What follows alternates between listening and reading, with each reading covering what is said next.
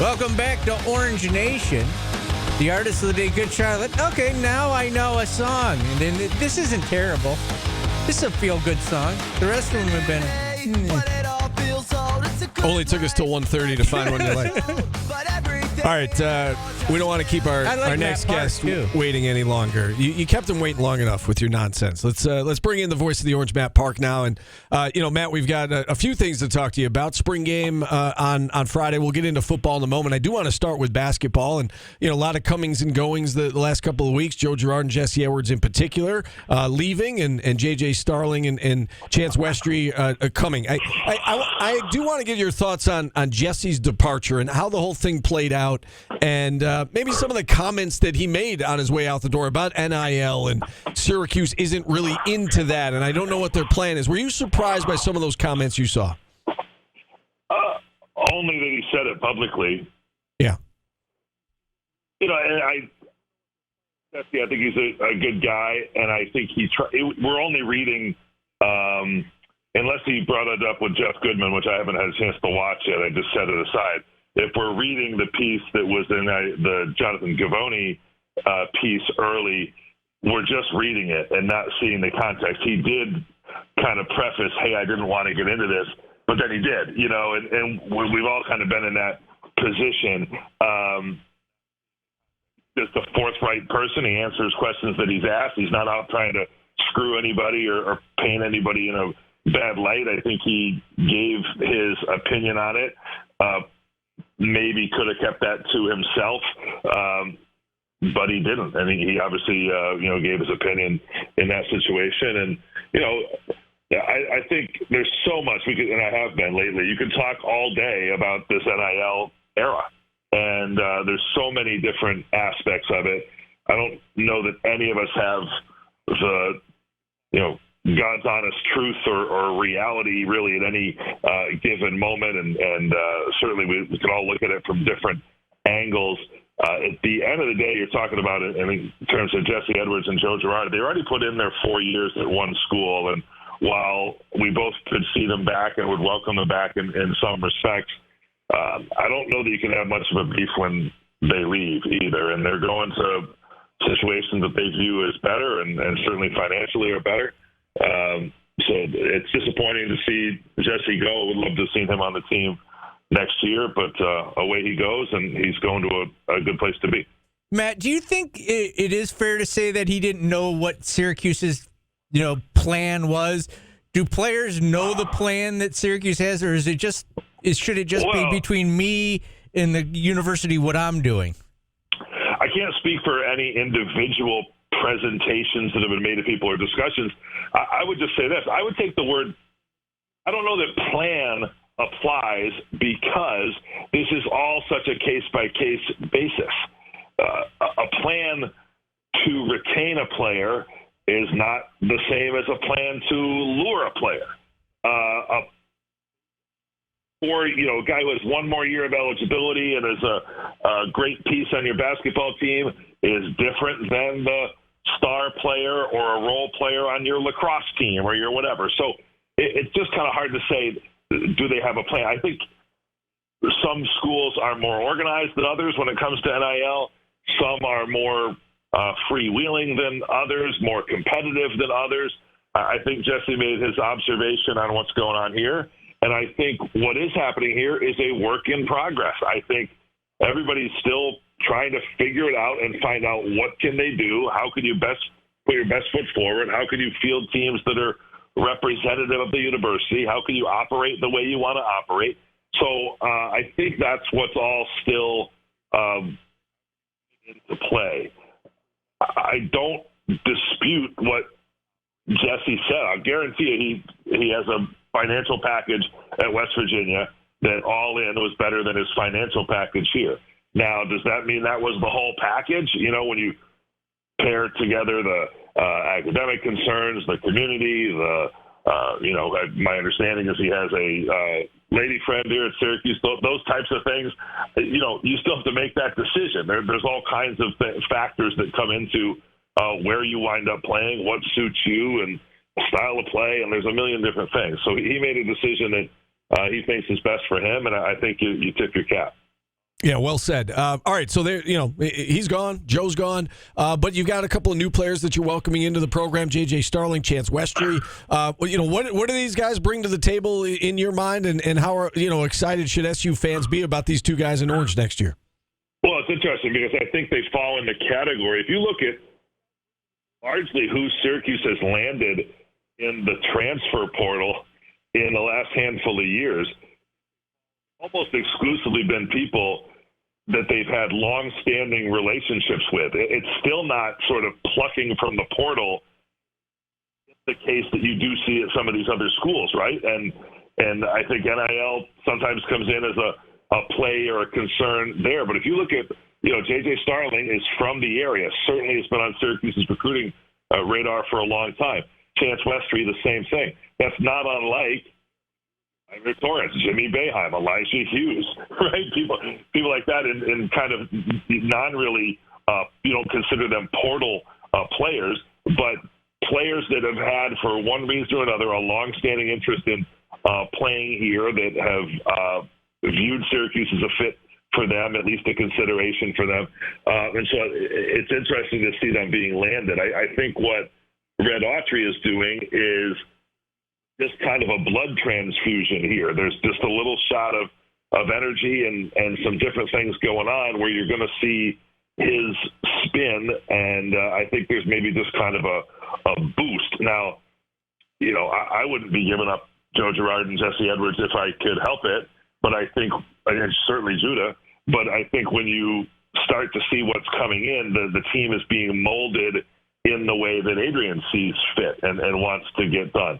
They're going to have to find a big man from somewhere.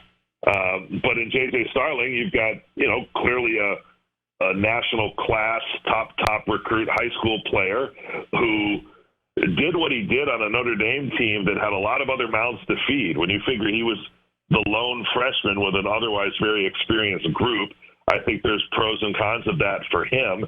And so if he winds up averaging whatever turned out to be, 11, 12 points per game, I think you could project that maybe higher on a different team, and he has a chance for it to be higher here.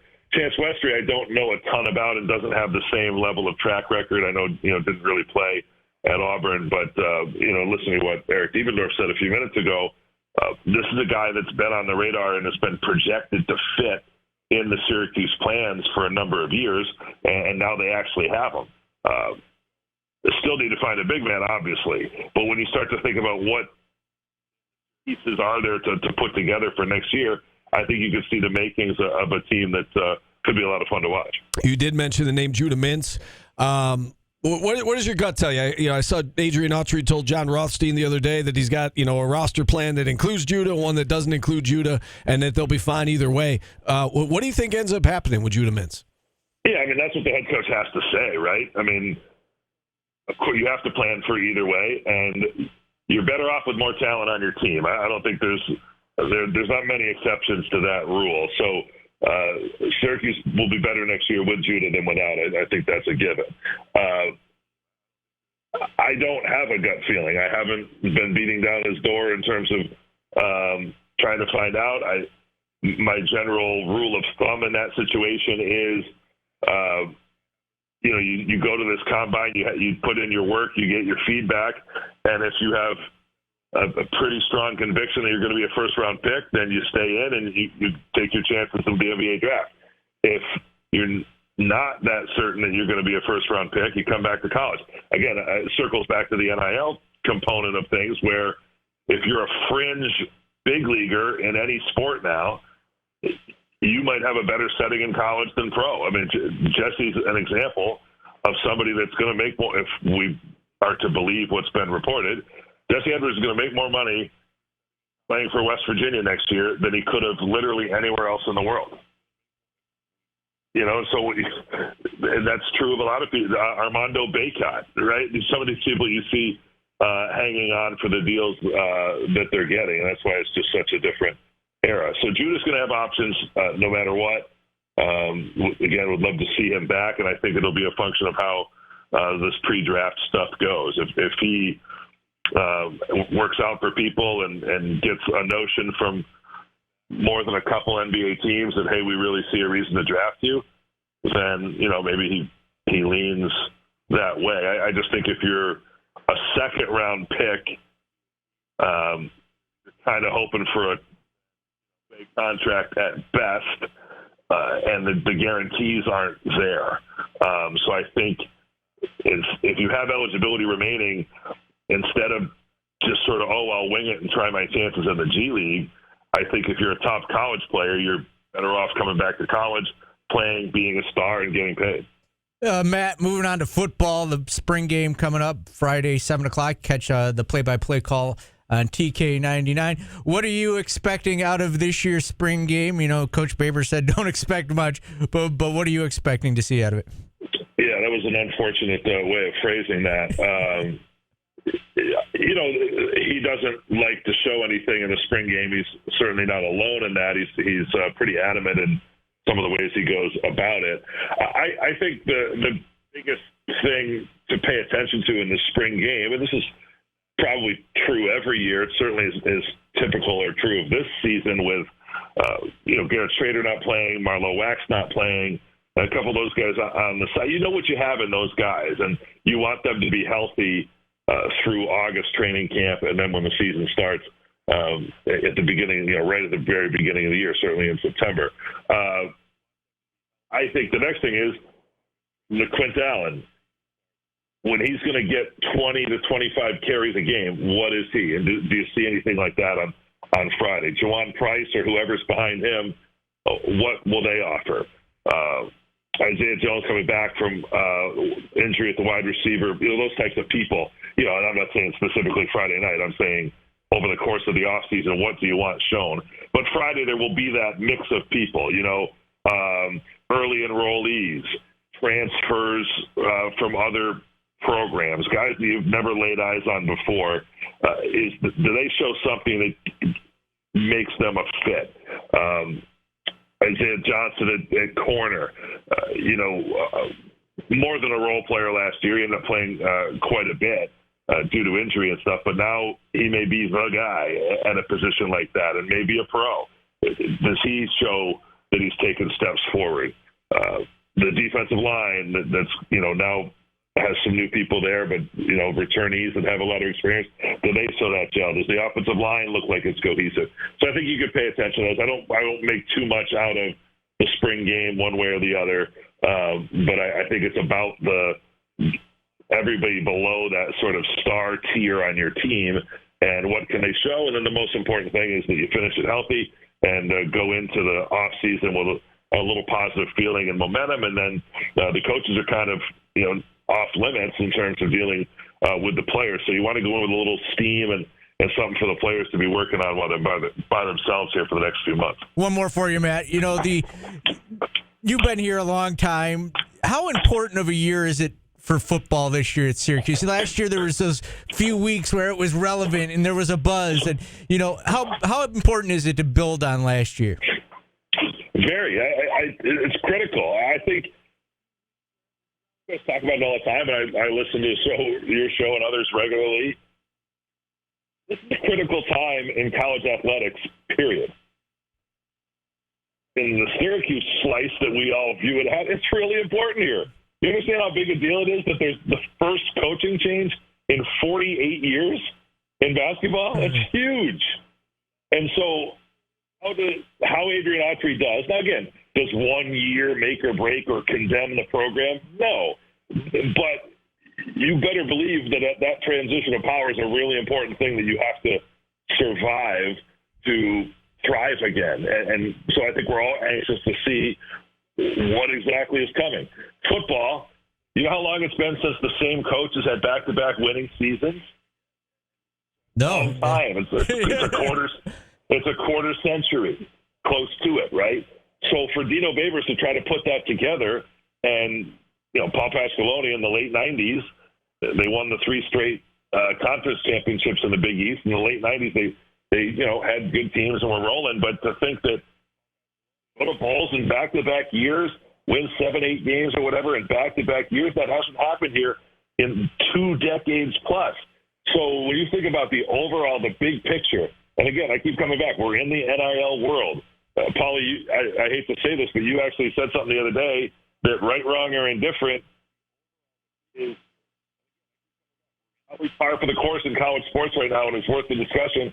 The fans are the general managers to a degree. So your fan satisfaction, the financial support of your program, that's going to go a long way to measuring and determining your on-field success. And success breeds success.